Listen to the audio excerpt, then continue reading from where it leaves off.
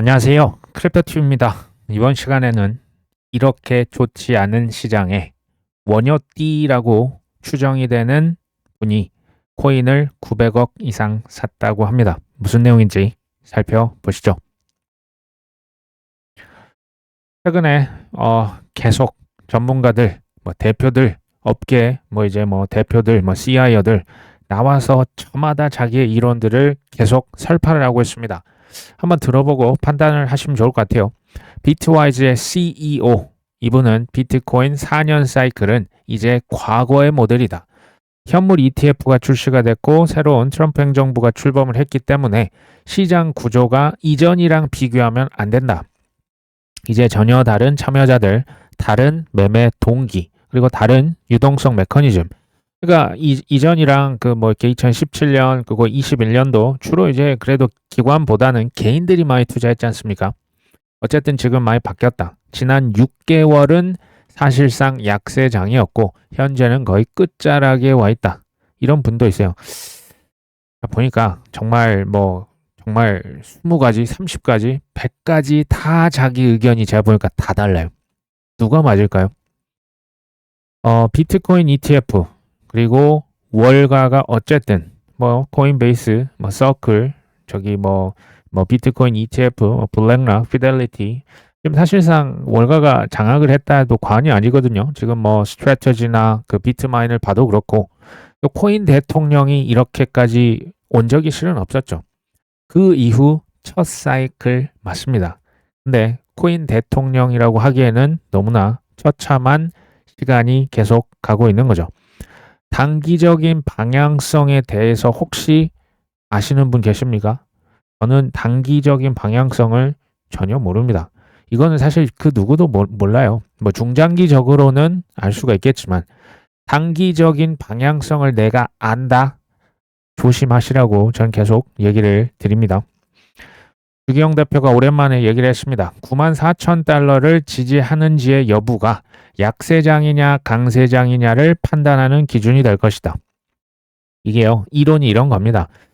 그러니까 6개월에서 12개월 전에 그러니까 1년 미만의 비트코인 매수자들의 평단가가 94,000달러라고 하는 거예요. 근데 1년 미만의 투자자들은 자기 평단 이하로 비트코인이 내려왔을 때 아마 투매하지 않겠어. 지금 이런 논리라고 보시면 됩니다. 하나로 따졌을 때는 비트코인이 1억 4천만 원 밑으로 내려온다. 그러면 이제 약세장 아닐까? 아니 그 위가 된다면 그래도 이제 강세장으로 계속 갈 수 있지 않을까? 이거 이제 이분도 이게 지금 무조건 맞다라고 하는 얘기가 아닙니다. 핵심은 1년 미만의 비트코인 투자자, 그러니까 페이퍼 핸즈라고도 하거든요. 그러니까 이제 좀 심장이 약하신 분들이 평단 밑으로 내려가면 아마 못 견딜 텐데 이런 얘기라 보시면 돼요. 저는 주기영 대표님을 사실 볼 때마다 조금 안타까움이 있어요. 우리나라는 유독 이제 다른 국가에 비해서 실패에 관대하지 못한 국가다라는 생각도 실은 합니다. 주기영 대표님이 지금 이제 생일이 막 지나서 이제 33세입니다. 26, 포항공대 졸업하시고 다른 회사 왔다 갔다 하시다가 크립토컨트 창업을 했는데 주방꿀 유명하죠. 이분이 얘기하면 반대로 가면 꿀이다. 저는 이만한 인재도 사실 한국에 드물다라고 생각을 실은 합니다. 20, 30대의 실수는 40, 50, 60이 될 때 큰 자산이 될 수도 있다고 봅니다. 어쨌든 개인적인 생각입니다. 자, LD 캐피탈의 설립자 잭이라고 있는데요. 이분은 또 지금 뭐라고 하냐? 시장의 공포가 거의 최고조에 달했다.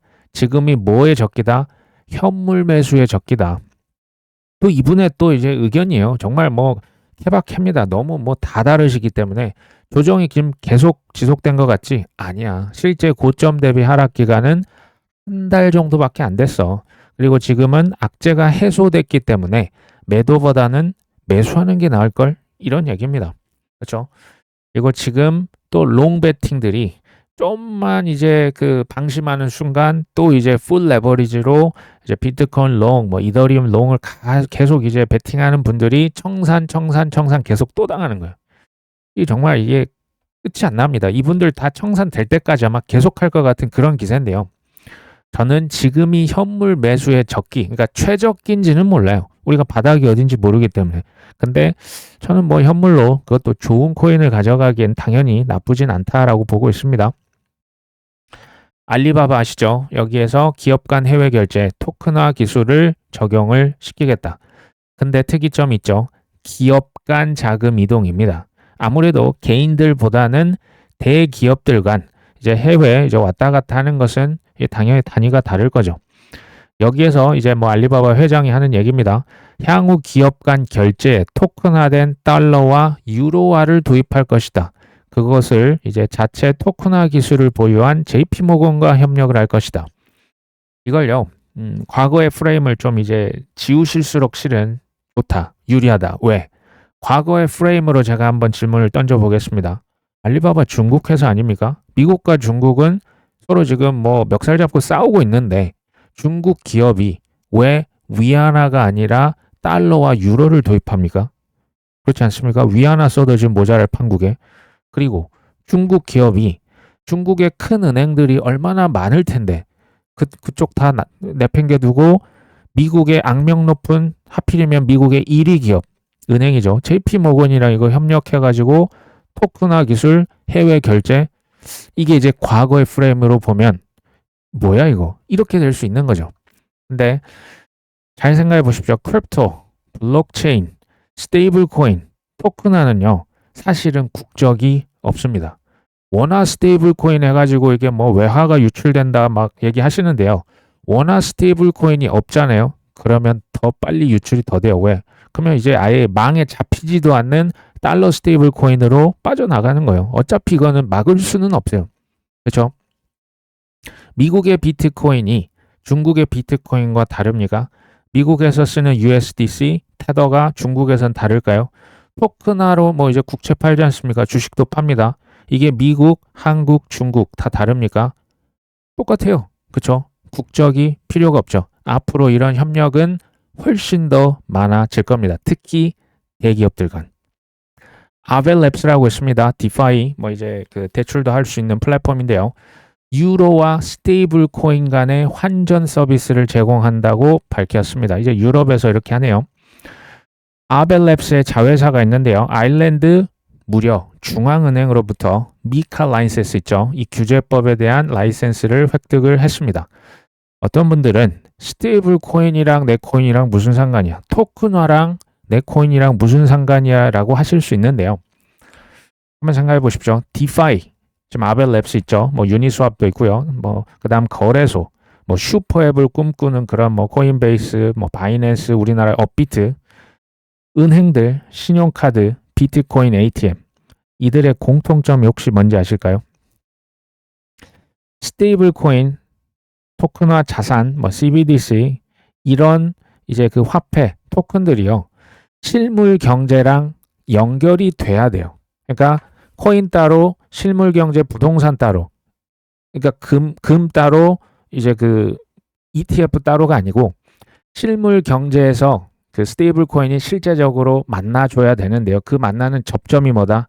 이게 디파이고요. 이게 거래소고 이게 슈퍼앱이고 신용카드건 은행이건 스테이블 코인 받아들이지 않으면 토큰화 받아들이지 않으면 망하는 거예요.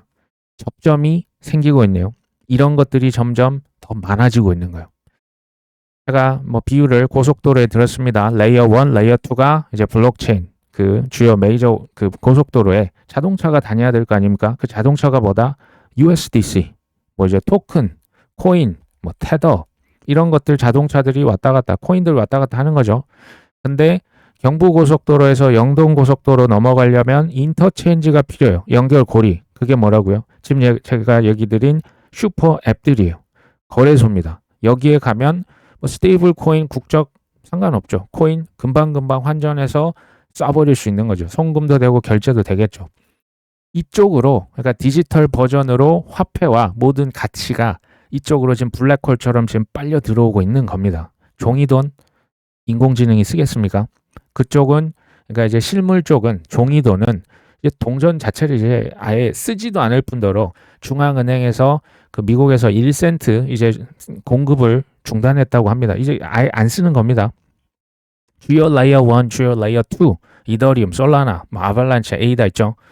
인간뿐만이 아니고 인공지능들도 이 망을 쓸까요, 안 쓸까요? 엄청나게 쓸 겁니다.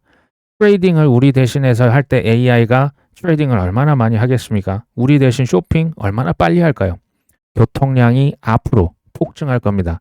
지금은 듬성듬성 이거 다니는 거 많은 거 하는 그런 수준. 70년대 경부고속도로 그런 느낌이라고 저는 생각이 됩니다. 물론 시간은 오래 걸릴 거예요. 스테이블 코인 따로, 뭐 내 코인 따로, 인공지능 따로, 뭐 달러 패권이 따로다? 아니다. 따로가 아니고 같은 방향으로 지금 이동하고 있는 겁니다. ARWIN, 여기 이제 국내의 원화 스테이블 코인 발행하는 회사 같습니다. 이 원화 스테이블 코인이 비트마트라고 하는 거래소에 상장이 됐다. 유동성을 확보해 가고 있다. 그러니까 테더와 우리나라의 원화 스테이블 코인이 서로 이제 거래소에서 바로 그냥 그대로 환전이 가능한 거죠. 이제 은행 당에 갈 이유가 없습니다. 그렇죠? 실사용자 기반의 실수요가 본격 유입이 되고 있다. 이건 이제 그분들의 주장 같고요. 향후에 어디에 쓸 것 같냐? 해외 결제, 송금 수요.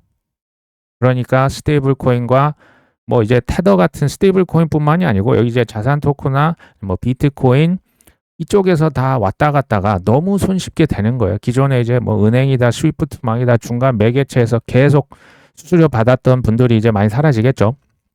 신규 사용자 유입이 더 많아져야 되고 스테이블 코인은 국내 거주자가 아니고 항상 해외 분들이 자국에 스테이블 코인을 많이 써줄수록 유리하죠. 90년대 닷컴 버블 한번 생각해 보시면요. 90년대 후반에 어마어마한 그 거품이 일었다가 2000년도 3월 달부터 2002년도까지 처참하게 붕괴가 됐습니다. 근데 인터넷도 같이 날아갔을까요? 지금 우리가 인터넷 없는 세상을 상상도 할 수가 없죠. 실은 60년, 70년 이상 또 무시당했던 기술이 있어요. 그게 뭔지 아십니까? 그게 인공지능입니다. 인공지능 거의 한 70년간 거의 뭐 버려졌던 기술 중에 하나인데 최근에 보면 무섭습니다. 그렇죠? 여기서 이제 제 포인트는 닷컴 버블이 붕괴됐을 당시에 지금은 미국의 그 아마존 여기 주가가 그 당시에 최고점 대비 마이너스 97% 하락했던 거. 이게요.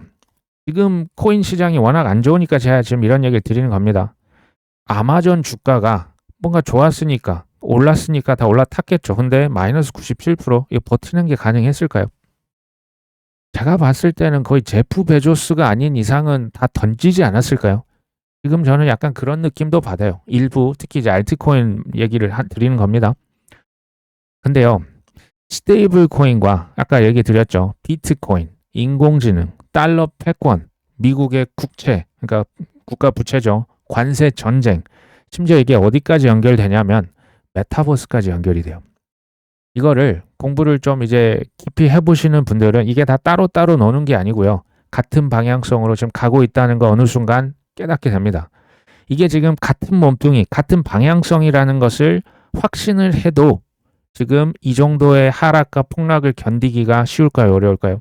어려워요. 저도 기분이 안 좋고 이게 좀 빨리 이제 올라갔으면 싶은데 또 떨어지고 올라갔으면 싶은데 또 떨어지는 거죠. 근데 이제 이런 걸 기대하시는 분들이 좀 계시는 것 같아요. 미리 좀 얘기나 해주지. 뭐 슉슉 샥샥 나는 다 피해가가지고 그냥 어쨌든 소나기는 난 안 맞는 게 좋은 거 아니야?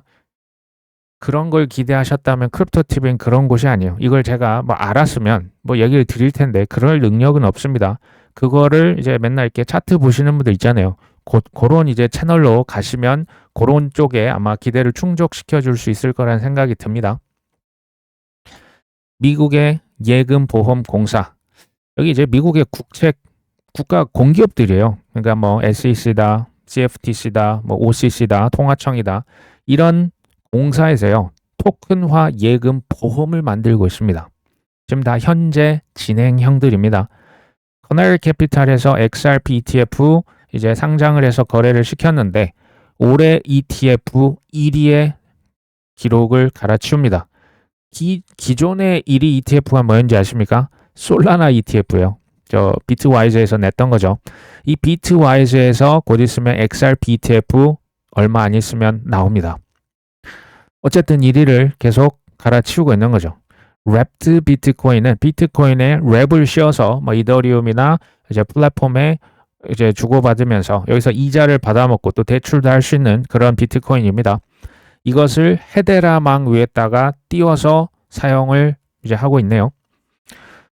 그러니까 크게 두 부류 같아요. 뭐 토큰하다, 스테이블 코인이다. 뭐 난 잘 모르겠고 가격 폭락하면 그냥 끝이야 라고 얘기를 하시는 분들이 많겠죠. 많은 게 전 정상이라고 봅니다. 반면에 ETF가 지금 이렇게 나왔고 이미 나왔잖아요. 그리고 뭐 XRP 지금 솔라나까지 나왔죠. 근데 여기서 멈추겠습니까? 앞으로 쏟아집니다. 그렇죠?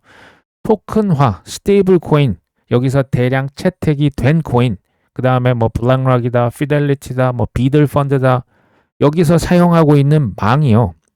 지금 이 가격이 지금 실화냐라고 싶을 만큼 굉장히 많이 떨어져 있는 박앤세일입니다. 두 가지 부류가 있다고 봐요. 그러니까 이것을 이제 맞출 수 있으면 그냥 그렇게 하시면 돼요. 근데 이제 그런 채널이 아닙니다. 이제 그 차트 굉장히 잘 보시는 분 굉장히 드물게 아마 있으실 거예요. 사실 상승을 하고 폭등을 하고 이랬을 때는 우리의 믿음이 진짜인지 아닌지 사실 구별하기가 어려워요. 지금 뭐 이게 진짜냐 가짜냐 지금 그럴 때가 아니잖아요. 지금 이제 우리나라 이제 국장을 보시면 이런 생각 들죠. 지금 뭐 그런 걸 묻고 있어. 지금 빚으로 내 가지고 지금 물 들어올 때 노져야지 뭐 참 답답한 소리 하네. 근데 조금 지나고 나면 그러니까 잘 파시면 또 되는 거죠. 그렇죠? 적당히 먹고 나오시면 되는데 그게 좀 어렵지 않으십니까? 어쨌든 폭락하고 조정이 됐을 때 내 믿음이 바로 드러납니다. 그렇지 않을까요? 믿음을요. 성경에서 뭐 바라는 것들의 실상, 보이지 않는 것들의 증거라고 하거든요. 이게 근데 이해가 안 되는 거죠. 믿음? 보이지가 않는데 무슨 증거야? 아니 뭐 보여야 뭐 보여줘도 지금 믿을까 말까 하는 판국이에요. 그렇죠? 근데 믿음은 사실은 그렇게 역사하는 부분은 아닌 거라고 보여집니다. 알리바바 회장, 뭐 마윤 회장 예전 제가 계속 얘기를 드리는데요. 전 이게 거의 저한테는 진리처럼 느껴져요. 뭐냐? 성공하는 사람은요. 믿으니까 보여요. 일반 사람들은 보이니까 믿습니다. 실패하는 사람들은 보고도 믿지 않죠. 저는요. 지금 뭐 ETF가 나오고 토큰화가 나오고 달러 스테이블 코인이 나오고 지금 뭐 지수 ETF가 나오고 온갖 호재들을 다 이미 눈앞에 떡하니 보여주고 일부러 세력들이 지금 가격을 밑장을 쑥쑥 빼고 있나? 그 생각이 들어요. 왜? 대부분 보고도. 그러니까 지금 너무나 강력한 실체들이 이미 현실화가 되고 있는데도 못 믿게 하려는 거 아닌가? 라는 생각마저 듭니다. 제 표현을 한번 제가 바꿔봤습니다. 일반 사람들은요.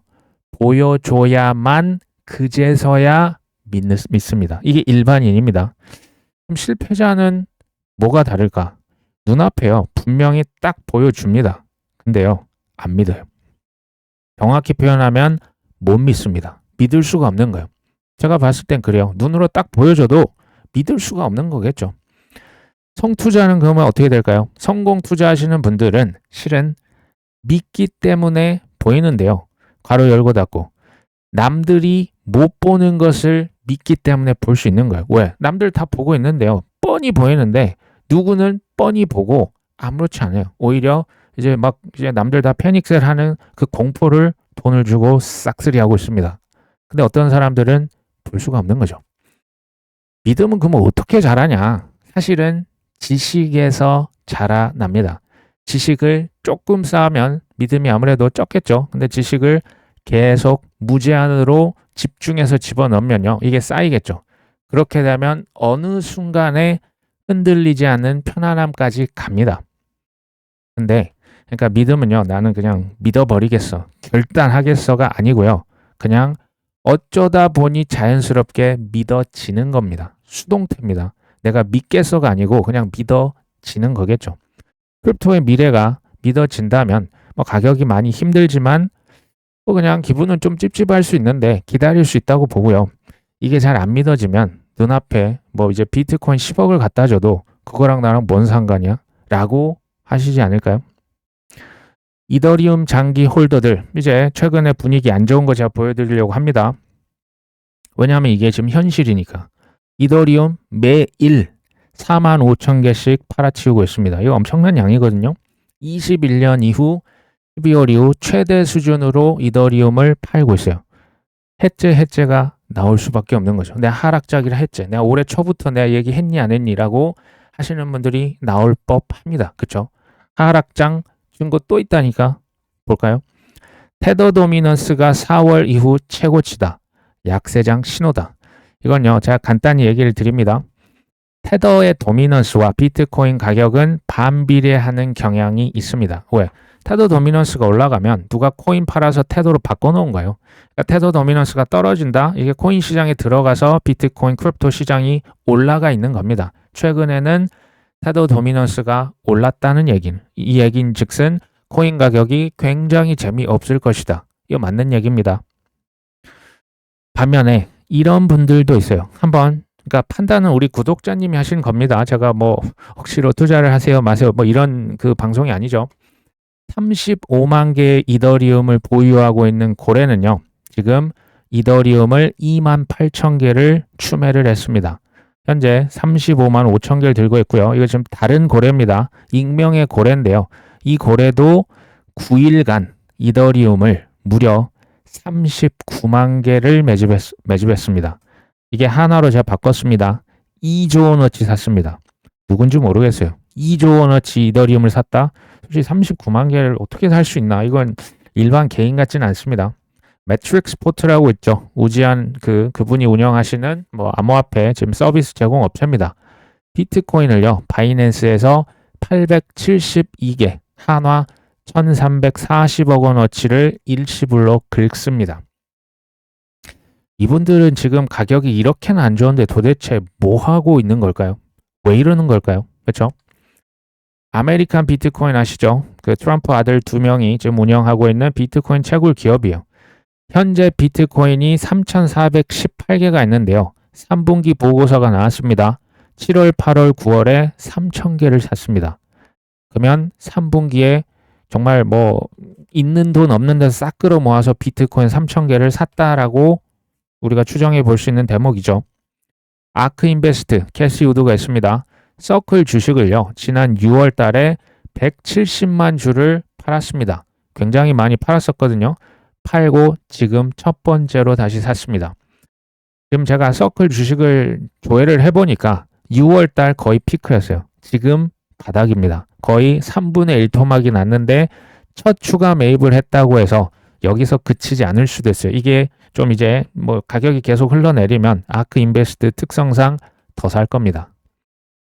그러니까 뭐 낙관론자라고 해서 다 똑같이 행동하는 게 아니고 가격에 관계없이 그냥 잉여 현금을 그냥 비트 이더리움 그냥 긁는 그냥 뭐 이제 시가에 긁으시는 분들이 있고 이제 조금 스윙 플레이를 하시는 분들이 있어요. 이제 돈남 언니가 대표적인데요. 고가에 매도했다가 저가에 꾸준히 샀다가 고가에 꾸준히 팔았다가 사실은 다 긍정론자, 낙관론자라고 해서 다 똑같이 투자를 하는 것도 아니네요. 마이클 세일러가 뭐 호들 이렇게 이제 배가 타이타닉이 무너지고 있고 본인은 이제 비트코인으로 추정되는 이 구명 보트를 탔다. 뭐 이런 이미지라고 생각이 됩니다. 사실은 워낙 쌀 때 비트코인을 많이 사서 별로 지장이 없는 분이 왜 이렇게 이제 난파선이라고 이렇게 조금 과장해서 표현을 한 거죠.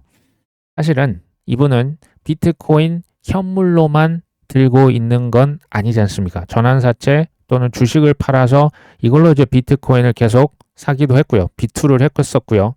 그 다음에 비트코인을 이제 담보, 이제 스트래티지 주식을 담보로 해서 4가지 파생 상품을 만들었어요. 파생 상품의 이제 홍수가 이제 코인 쪽으로 아마 넘어올 거거든요. 이거의 특징은 결국 뭐라고 보시면 되냐면요. 이게 그러니까 비투를 한다는 것은 가격에 거품이 낀다라고 하는 것을 의미해요. 그래서 지금 마이클 세일러 이 스트래티지 주가가 비트코인보다 더 많이 빠진 겁니다. 메타플래닛은 뭐 거의 마이너스 80% 찍고 지금 마이너스 70 몇 % 왔다 갔다 하거든요. 그러니까 이 가격의 급등락이 훨씬 커져요. 왜? 이게 파생 상품이요 다. 그러니까 빚으로 투자하면 원래 이렇습니다. 근데 그렇다고 해서 저는 뭐 스트래티지가 망할 거라고는 전혀 보진 않습니다. 근데 우리가 이렇게 지금 파생 상품, 그러니까 더 큰 수익을 원한다고 우리가 지금 알트코인 투자하고 있잖아요. 더 큰 하락세를 당연히 기대하고 여기에 임하셔야 된다는 얘기예요. 그래서 현물로만 하시고 여윳돈으로만 하라는 얘기를 좀 이제 지겨우시겠지만 계속 드릴 수밖에 없는 거겠죠. 비트마인 지금 뭐 하고 있냐? 보니까 원래 이더리움 한 23,000개, 24,000개, 25,000개씩 샀거든요. 이번에는 좀 약소하게 샀습니다. 9,176개를 샀습니다. 시장의 하락세에도 불구하고 비트마인은 여전히 이더리움을 매집하고 있다. 그리고 이제 고래가 있는데요. 이더리움을 38만 개를 들고 있는 고래가요. 바이낸스에서 3만 개를 또 시원하게 추매를 했습니다. 뭐가 맞는 투자일까요? 이렇게 지금 시장이 안 좋은데 지금 누구는 몇 백억, 누구는 몇 천억, 누구는 몇 조를 사고 있습니다. 그렇죠? 뭐가 맞는 투자일까요? 사실은 틀린 질문이요. 옳고 그름의 문제라기보다는요. 제가 봤을 때는 이 투자 시장 그리고 그것이 경제, 해당 자산을 보는 관점이 다릅니다. 그리고 투자를 하고자 하는 기간이 다르세요. 어떤 분은 5년, 10년, 20년을 보시는데 어떤 분은 1년, 2년을 보시는 거고요. 어떤 분은 한 달을 보실 수도 있고 어떤 분은 일주일을 보고 들어가기도 합니다. 옳다 그르다의 문제일까요? 저는 그냥 기간이 다르신 것 같아요. 그리고 투자하는 성향이 다 다른 거예요. 어떤 분들은 가격에 관계가 없어요. 왜? 난 비트코인 너무 신뢰하니까. 나는 이더리움을 너무 믿으니까. 가격이 뭐가 됐든 어차피 1억 가고 10억 가고 100억 갈 테니까. 관계없이 긁는 사람이 있는 반면에 아니야 나는 그거는 있을 수 없는 일로 난 무조건 쌀 때 샀다가 비싸게 안전하게 할 거야. 이건 성향의 차이라고 보시면 돼요. 그렇죠? 제가 성공 투자자가 2%에 불과할 것이라고 실은 얘기했던 건요. 중장기로 가치 투자를 하면서 이제 선물이다 옵션이 아니고 그냥 현물을 가져가는 분들이 이렇게 드물 거라고 실은 얘기를 드렸던 거고요. 참고로 단타, 선물, 마진, 레버리지 거래를 하시는 분들 중에 성공 투자자는요. 0.0002% 정도 있을 겁니다. 주변에서 이것을 그것도 꾸준하게 가져간다. 이제 그런 분들은 아마 국가별로 리스트를 아마 꾸려 보실 정도로 드물 겁니다. 거의 복권 당첨이 더 나을 수도 있어요. 저는 이런 재주가 없고요. 크립토TV는 이런 분들을 위한 방송이 아님을 다시 한번 얘기를 드립니다. 우리나라에도 유명하신 분이 한 분 있죠. 원효띠. 이제 이분이 이더리움, 솔라나, 도지코인을 현물로 매수한 거 아니야? 이제 그 지갑 주소를 아마 추정을 이제 추론을 하는 것 같습니다. 무려 925억 원이죠. 특히 이제 이더리움을 많이 샀고요. 그 다음 솔라나 도지코인 순인 것 같아요. 근데 어떤 분은 또 이렇게 얘기하실 수 있죠. 원효띠? 그런 사람 없던데. 이거 다 거짓말이다. 꾸며낸 거다. 근데요. 저는 이렇게 보거든요. 원효띠면 어떻고 아니면 어떻습니까? 지금 누군가 지갑이 925억 원의 현물을 긁은 건 사실입니다. 근데 여기서 재밌는 건 지금 비트코인 산 거는 안 나온 것 같아요. 물론 들고 있겠죠. 이더리움, 솔라나, 도지코인. 제가 볼 때 다 좋은 코인들이거든요. 그럼 이렇게 보시면 어떨까 싶어요. 925억 원을 일시불로 긁을 사람이라면 이 사람의 자산은 최소 수천억을 호가하겠죠. 그 사람이 현물로 이들 코인을 쓱 긁어서 사기에 나쁘지 않은 타이밍이라고 봤다라고 저는 보여지는 거예요. 그러니까 원효띠다 아니다 이게 수백억 수천억이다 의미가 없죠. 우리랑 무슨 상관입니까? 그렇죠? 근데 한번 생각해 보실 것은 이 수천억을 들고 있는 투자자가 지금 뭘 샀느냐? 이더리움, 솔라나, 도지코인. 왜 지금 샀을까? 지금이 나쁘지 않은 타이밍이라고 판단했겠죠. 그거를 오히려 우리가 한번 생각해 볼 필요는 있겠다라고 저는 생각을 합니다. 크라켄 미국의 거래소죠. 이제 트럼프 정부의 로비도 많이 했던 이 거래소의 대표가 우리는 미국의 주식 상장을 지금 급하지 않아, 서두르고 있지 않아 라고 밝혔습니다. 크라켄은 지금 재무 건전성이 높다. 리스크 관리 문제 없다. 재무 상태 충분하고 급하게 IPO 할 필요 없는데 26년도에 상장을 하겠다라고 수차례 밝힌 바가 있습니다. 저는요, 우리 지금 투자하고 있죠. 실력자는요, 저는 이렇게 봅니다. 흔들리지 않은 편안함을 꾸준하게 그냥 계속 가져가실 수 있는 분이에요. 근데 괄호 열고 닫고 산전수전 공중전을 겪으신 분인데 포기하지 않고 지금까지 수년 이상 달려오신 분. 그러니까 이건요. 누구를 맹신하고 누구를 그냥 단순히 추종하는 분들이 아니에요. 본인의 경험에서 시행착오 엄청난 실패에도 굴하지 않고 지금 여기까지 왔기 때문에 흔들리지 않을 수가 있는 겁니다. 또 하나의 특징이 뭐냐면 실력자는요. 진짜와 가짜, 본질과 소음을 구분할 수 있는 분별력이 있는 분들이에요. 이게 구분이 되니까 실은 흔들리지 않을 수 있는 편안함이 있는 거거든요. 다시 이제 크라켄으로 얘기를 돌려보면 사실 크라켄의 대표와 이전에 리플 회장이 했던 말투가 좀 비슷한 거 느껴지십니까? 리플 회장이 뭐라고 했습니까? 우리 돈 많아요. 우리 지금 굳이 주식 상장 안 해도 됩니다. 뭐 나중에 하죠. 뭐 26년도, 27년 뭐 그때 가서 뭐 결정할 거면 지금 우리 그런 거 안 합니다. 필요 없어요. 근데 제가 기억하는 것만 리플이 올해 알짜 기업 5개를 싹쓸이했습니다. 지금 기업 계속 좀 헐값에 사고 있거든요. 지금 이제 상황이 어려운 거 잘 아는데요. 이럴 때일수록 좀 메타인지를 높이시면 좋을 것 같아요. 그러니까 내 고통만 너무 묵상하시지 말고요. 저들 관점에서 한번 생각을 해볼 필요가 있어요. 크라켄, 리플, 코인베이스, 서클. 지금 리플이요. 올해 기업들, 알짜 기업들, 뭐 스테이블 코인, 뭐 커스터디 기업, 뭐 필요로 하는 기업들을 헐값에 지금 쇼핑을 계속 하고 있는데요. 실제로 돈이 많아요. 그러니까 IPO가 진짜 필요가 없습니다. 그리고 또 하나의 이제 혜택이라고 할 것은 상장 기업이 되는 순간 SEC에 의무 공시해야 될 것, 책임들이 정말 엄청나게 늘어납니다. 이거 대중들이 바로바로 알 수 있거든요. 이거 숨기고 싶은 거예요. 비상장 기업인 상태에서 지금 할 수 있는 거 많은 겁니다. 지금 여전히 뭐 은행 영업할 거고요. 지금 레저, 리플 레저 깔고 있는 거고요. 지금 이런 거 하고 있는 거예요. 그러면 나중에 시간이 지나서 유동성 풀리고 폭등 오고 클래리티법 이제 통과되고 준비가 완료됐을 때 뭐 할까요? 그때 IPO 할 겁니다. 얘네들 그때 할 거예요. 그때 얼마나 또 비싸게 주식이 팔려 나가겠습니까? 서클만 해도 올해 뭐 거의 한 10배 올랐습니까? 제가 볼 때 리플은 거의 뭐 끝판왕이 될 수 있다라고 봅니다. 근데 한번 생각해 보세요. 리플과 크라켄 왜 둘 다 26년을 보고 있는 걸까요? 신기하죠? 사실 뭐 코인과 직접적인 관련이 있다라고 볼 수는 또 없을 수도 있지만 오픈 AI 그리고 스페이스X 사실 관련이 있습니다. 이들 기업들은 지금 비상장 기업인데요. 이들이 IPO를 하면 지금 어떻게 될까요? 스페이스X와 오픈 AI는 날아갈 겁니다. 이거는 거의 뭐 대박이 확정돼 있는 IPO입니다. 근데 이들이 언제 IPO를 할 것이냐 설왕설래합니다. 누구는 26년, 누구는 27년 얘기하는데요. 저는 주의해서 우리가 지켜봐야 될 행사라고 생각을 합니다. 비트코인 채굴 업체가 있습니다. 비트팜스라고 있는데 향후 2년 동안 비트코인 채굴 사업을 점진적으로 중단합니다. 그리고 AI 데이터 센터로 그 채굴 시설을 전환할 계획이다라고 얘기를 했습니다. 사실은 안 좋은 거죠. 비트코인으로 채굴성이 안 나오는 거예요. 그러니까 지금 약한 고리부터 실은 하나씩 끊어져 나가는 거예요. 시중은행 1금융권이 아니고 저 지역은행, 중소은행, 뭐 자동차 저 미국에서 이렇게 대출하는 약한 고리들부터 하나씩 끊겨져 나가는 시기입니다. 저는 그렇게 본다면 이미 경기 침체는요. 22년부터 이미 왔다라고 생각을 해요. 중요한 것이 코인 투자 방송이죠. B2 영끌 선물 단타가 안 되는 이유가 뭐냐면요.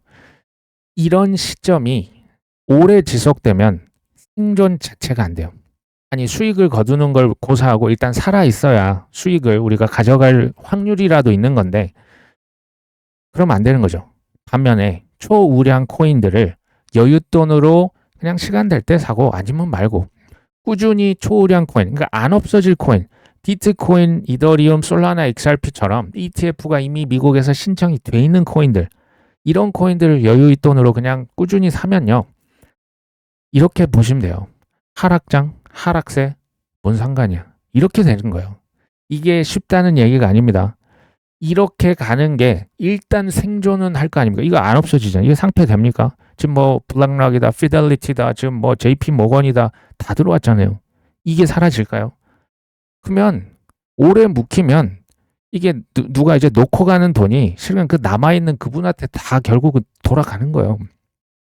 반면에 작은 코인에 그냥 다 집어넣거나 뭐 비투를 하거나 선물을 하시는 분들 입장에서는 하락장이 오면 안 되는 겁니다. 하락세가 돼도 안 되는 거예요. 왜? 휩쓸려 가니까. 실은 많이 휩쓸려 가셨어요, 이미. 지금 남아있는 분들 대단한 분이라고 저는 생각합니다. 달러 인덱스가 어쨌든 99를 하회를 했습니다. 10월 30일 이후 처음이라고 하는데요. 이걸 좀 길게 보셔야 돼요. 이게 10월 달 비교하는 게 아니고 그냥 1년, 2년, 3년, 5년, 10년 놓고 비교를 하시면 좋은데요. 달러 인덱스는 떨어지면 떨어질수록 위험 자산에 유리합니다. 금값도 떨어질수록, 지금 금값이 전 세계 유동성 다 빨아들였거든요. 얘네들이 좀 이제 흐물흐물해져야 됩니다.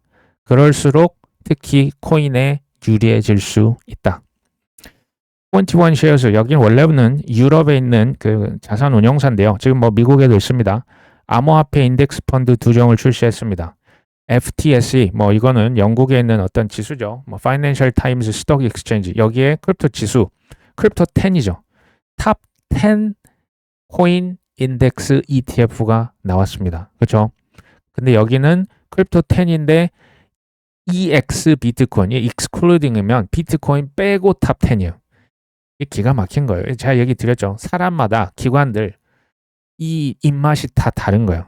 다 비트코인 좋아할 거라고 하는데요. 아니요. 좀 작은 기업들은 나 비트코인 해가지고 큰 돈 못 벌 것 같은데, 우리 같은 일반 개인 투자자 같은 중소기업들은 나 비트코인 빼고 큰 걸로 담아주세요. 이게 이제 크립토 10 비트코인 빼고입니다.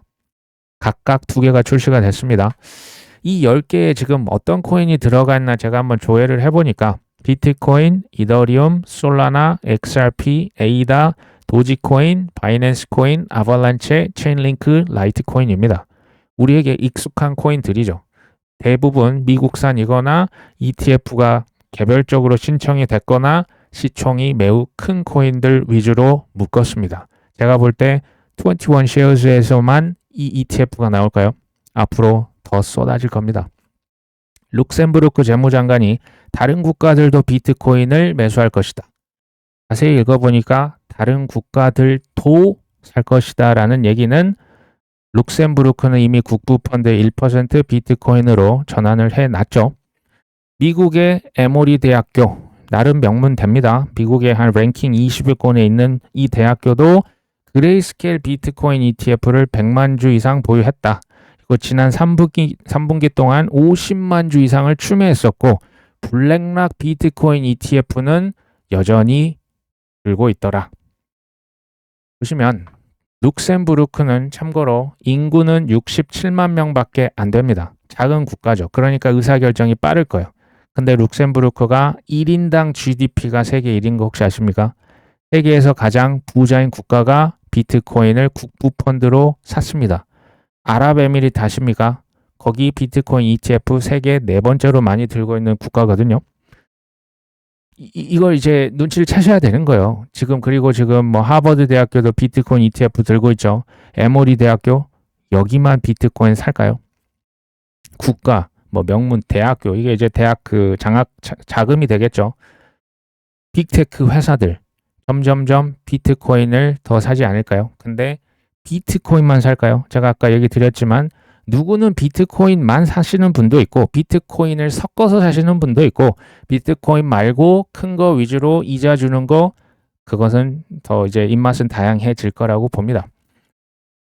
저는 이렇게 보셨으면 좋겠어요. 이제 힘든 거 너무나 잘 압니다. 이제 기분 별로 안 좋고, 그렇죠? 근데 하락장이건 하락세건 좋은 코인을 꾸준히 담고 있으면 솔직히 무슨 상관이 있습니까? 기다리면 결국 이제 다 떨어져 나가고요. 이제 올려줄 때 내가 이제 물 위에 붕 뜨는 거예요. 근데 살아 있으셔야 돼요.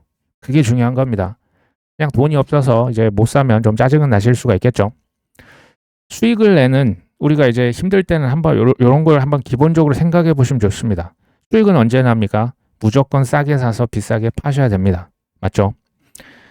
그런데요, 문제가 있어요. 쌀 때는 안 사야 될 10가지 이유가 바로 나옵니다. 그리고요, 비싸지면 어떻게 되는지 아십니까? 갑자기 팍 튀면요, 사야 될 100가지 이유가 쏟아져 나와요.